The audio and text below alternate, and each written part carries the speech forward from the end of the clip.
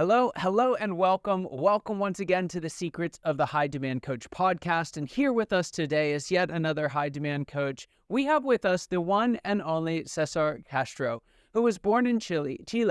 Professionally, Cesar is a psychologist with 2 master's degrees, one in organizational psychology and the other in professional communications. He's also an adjunct professor of interpersonal communications and public speaking at Weber State University in Utah. Cesar has founded 3 companies to help business leaders and entrepreneurs develop more influence and impact through the power of communication and strategic storytelling. He's had the opportunity to coach and train thousands of professionals and leaders from top companies like MasterCard, Pepsi Company, Santander, MetLife, and Kia. And he's here with us today. Cesar, I'm so excited about this episode. I'm really looking forward to diving into how we can really leverage the power of stories. My question for you, before we really dive into all that, though, is where did you figure this out? When did you discover the power of stories? Well, first, thank you for the invitation, Scott. And it's actually, I'm going to try to make it a short story because it's kind of a long story. When people ask me about storytelling and how I got into it, it's such a unique skill set that, sometimes people are like, did you learn it? Did you study it somewhere? Did you get certified somewhere? And I always tell them, I've kind of been getting prepared for this my whole life. Because when I was about 7 years old, my family moved from Chile. So I'm originally from Chile, from South America. And they moved to the United States. And, my first few months, I didn't speak English because I had no English background. And by luck, I landed at a school, elementary school, where they were actually piloting like a storytelling program for kids. They were just trying it out. They were seeing, if it worked. And I still remember every Monday when I'd go to class, I'd sit next to the teacher because I didn't speak the language. So she had like a special seat for me to help me. And the first few months, I'd notice that every Monday she would ask kids randomly to get up in front of class and tell a story. And I always thought in my head, this isn't going to happen to me. She's not going to call on me because I can't speak the language, right? And one Monday morning, and I still remember this, even though this happened, more than 30 years ago, I still remember as if it's something that happened yesterday. Because I show up one Monday morning and the teacher, she comes up to me to say hi like she always did. And that day, that Monday morning, she actually said, Cesar, today you to storytell, to contar una historia, right? You tell a story. And I acted like I didn't understand. that was my best tool that I had at that moment. So I said, I no understand, I no entiendo. And she just said, yes, you can do it. And the class started. And she started calling on kids. She would always pick like 4 or 5 random kids to get up, tell a story. So she was like on the 4th kid. And I was thinking in my mind, okay, she's not going to call on me, right? This is, again, I'm about 7, 8 years old at this time. And all of a sudden I hear my name, which is great, but terrifying at the same time, because she says, Cesar, it's your turn. And I get up, I start walking towards the front of the class. My knees are shaking, my hands are sweaty, and I get up in front of my class. And I couldn't speak the language very well, so I just tried to kind of Tarzan and tell a story. I didn't really even, I didn't think it was a great story. It actually took me about 30 seconds. I just told something that I had done the weekend with my family. And once I told that little story, I went and sat back down and I just started looking at the ground. And I was thinking in my mind, you did such a horrible job, Cesar. No one understood your story. You didn't speak well. Your story wasn't good. And when I finally looked up, when I finally got the courage to look up and start looking at my classmates, they were all looking back at me. And they all had their thumbs up like this. They were all going like this. And that moment to me, Scott, and I share this because that moment when I was 7 years old was a life-changing experience. It was the first time that I remember that I personally felt the power of telling a story. And again, it wasn't a great story. It wasn't a Hollywood story. It was just a simple little story. But that moment, being able to get that connection with my classmates, being able to see, oh, wow, like I can speak, I can do this. That changed everything for me. It changed my confidence. It gave me momentum to want to keep learning about storytelling. And actually after that, every Monday I would raise my hand. I wanted to tell stories. And I got so good at it that by the time I was about 11 and 12, I had now picked up the language. I started competing.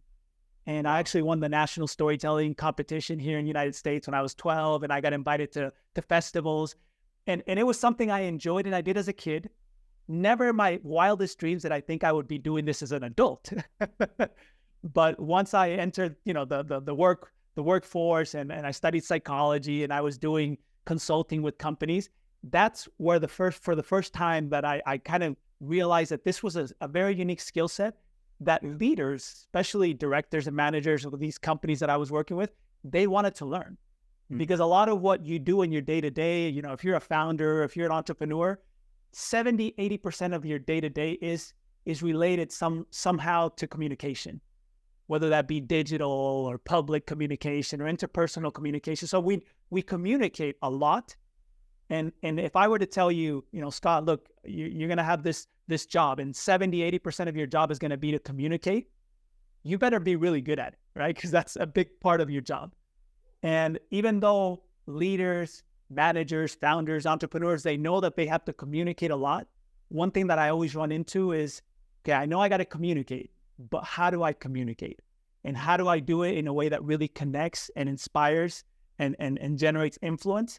And that's where I think storytelling comes in as a powerful skill, as a powerful communication tool to help you generate that impact in your audience. I love that. What a great story. What a great concept.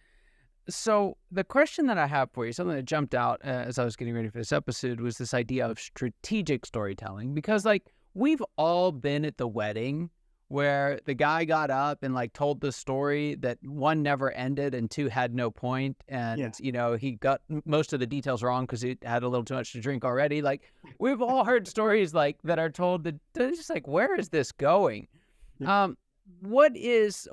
How do we take storytelling and actually make it strategic storytelling? Yeah. So I think this is a really good question because a lot of times people don't understand the difference. Storytelling, if we just look at the definition, it's the art of communicating by using stories. Yeah, that's storytelling. And it's actually something we all do. We all tell stories. That's just human nature. We are storytelling creatures. So that's the good news. When we talk about storytelling, I always tell my clients, well, you're already a storyteller because you tell stories. It's just how we organize the information and how we communicate information. We do that through stories. Now, strategic storytelling, to me, the definition of strategic storytelling, the simple definition, it's the art of influencing and persuading by using stories, which is a little bit different because one is just communicating. And that's, the example you were giving where we're at the wedding, we're talking, we're communicating, we're telling stories and we're having fun while we're doing that. But whenever we want to get our message across and we want to make sure that the message or the idea really hits home, in our mind, in our hearts, that's where strategic storytelling comes in. And the main difference here is just there's more of an intention to it. So when you're telling stories, with your friends, you're just telling stories. And sometimes you'll come up with ideas and stories. You'll remember things that happened and you'll kind of, tell stories and they'll tell those stories. And that's how we create relationships as well. Strategic storytelling, you actually start strategic storytelling by first defining what is that message or the idea that you want to get across. So first defining that is important. And once you know what is the idea or the message that you want to get across, now you start looking for specific stories that will help you to communicate that idea effectively. Yeah. I love that because one of the places I feel like I see a lot of folks get this wrong is in the idea of kind of an origin story. Now, whether they would call it that or not, I see a lot of folks, especially in professional services, who are kind of telling their story as if we all want to know the factual, series of events that led to them starting this business, right? Yeah. And it's just missing, the whole time you're sitting there listening to it. I know for me, I'm sitting there thinking why does this matter to me? What am I supposed, and so how do you help folks to really approach something like an origin story that's so close to them and so personal and turn that into a strategic story that actually helps them communicate an effective message? Yeah, I think there's an important principle that, I want you to tattoo in your brain is stories are a vehicle. Stories are a vehicle. They're a means to an end, right? The end is usually that idea or that message that you want to get across. And obviously you want that idea or message that you're trying to get across to be something of meaning or value to the audience. So this question you asked is, what does this have to do with me, or why should I care? That is a question that your audience will always be asking themselves. So if you're telling a story and you're just telling it because it's your story, because you think it's cool, because you want to share it, but it has no meaning or purpose or no value to the audience, like you said, people will tune out. People will tune out. But that's because we're not understanding that the story is just the vehicle to get somewhere.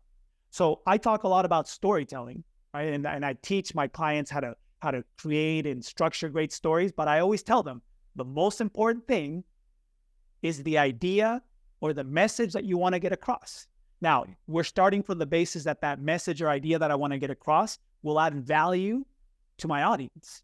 Because if it's not going to add any value to your audience, or it's not something that your audience, resonates with or connects with, then you can tell all the, the greatest stories in the world, and they'll be fun, and people will be like, oh, that was a cool story, that was a fun story, but what do I have to get out of this? Why did he tell me this story? I have no idea.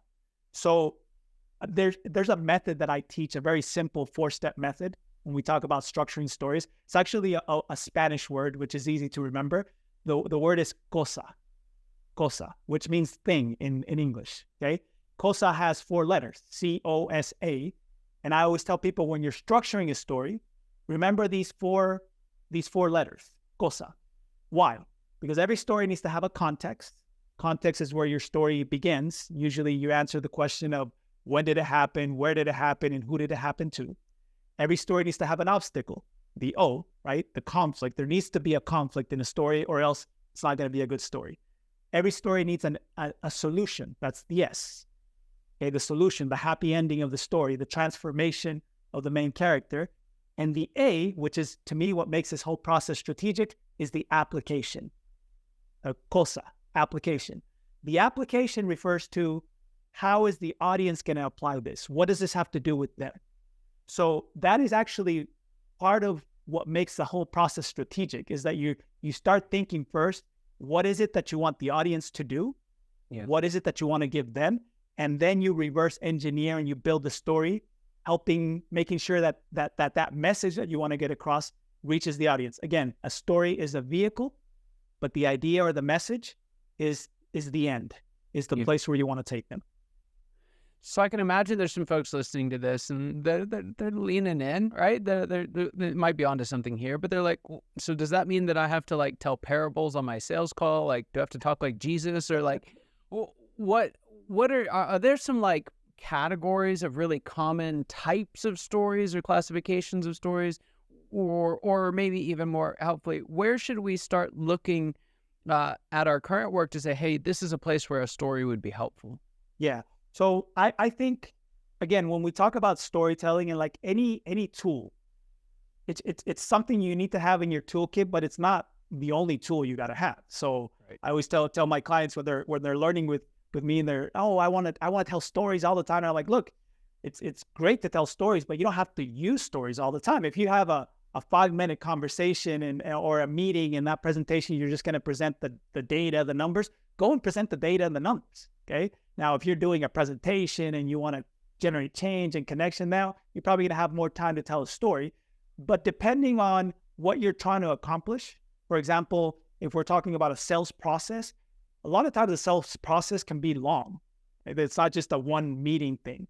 And for each one of those meetings, you have different purposes. So maybe for the first meeting, what you want to do is just connect. It's just you want to build trust.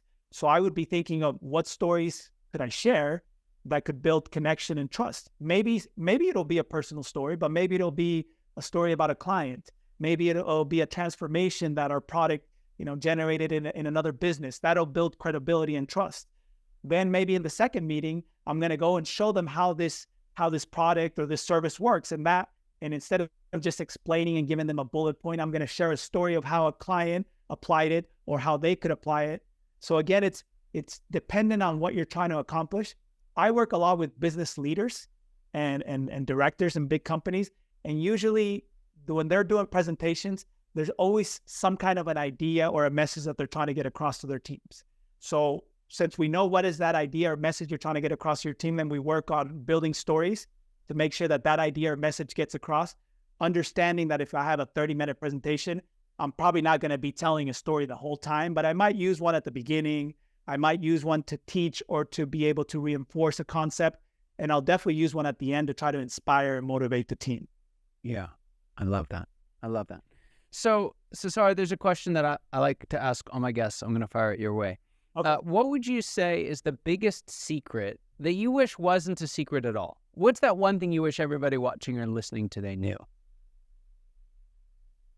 I think, and again, when I tell my clients this, they always open their eyes big, because I always tell them, you're already a storyteller.